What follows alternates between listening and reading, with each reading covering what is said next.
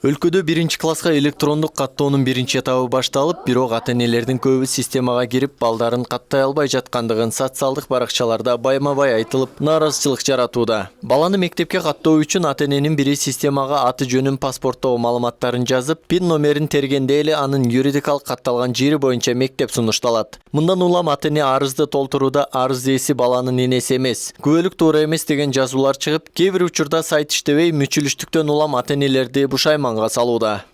Балаңыз менен туугандык байланышыңыз аныкталбай жатат. Цоңго кайрылыңыз дейт. Калкты тейлөө борбору биздин айылда жок. Райондун борборуна ЗАГСка баруу керек. Убарасы бар экен да. Ким баласын каттады? Кечеден бери эч каттай албай жатам. Менин документим туура эмес деп, экинчи бетке өтпөй жатат. Жөн эле мектепке барып каттап койгон оңой экен. Оолум менен менин тууганчылыгыбыз тасыкталган жок деп чыкты. Кийин болсо туп-тура эле жазылып турган атымды ката деп жазылды деди.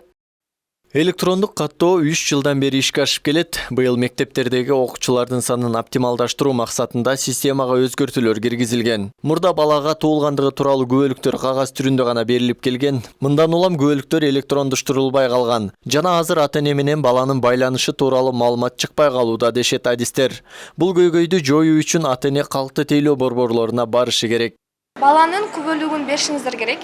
Оператор ал жакта күбөлүктү оцифровка болгон болсо текшерип берет. Эгерде оцифровкада ата-энесинин пиндери жазылбаган болсо, алар ошол пиндерди киргизип берет и дальше сиздер свободно заявканы кетире бересиздер.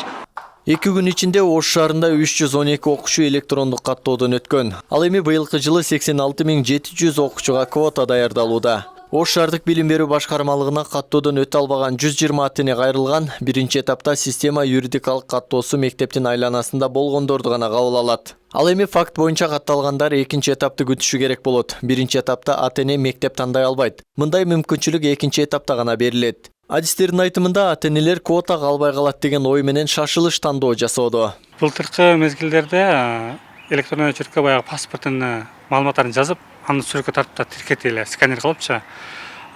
Метриканы да ошондой кылат эле, анан жашап аткан жеринен справка сурайт эле былтыры. Госрегистрдин базасына кирет, сразу эле маалымат жазылганда. Место калбайт деген учурлар болуп атат, квота калбай калат деген учурлар болот. Если негизи бардык жерде эмне участкада эсепке алынып берилген квоталарчы, толуп калган учур болуп турган болсо, башка бир ошондой жакыраак мектептен тандайт.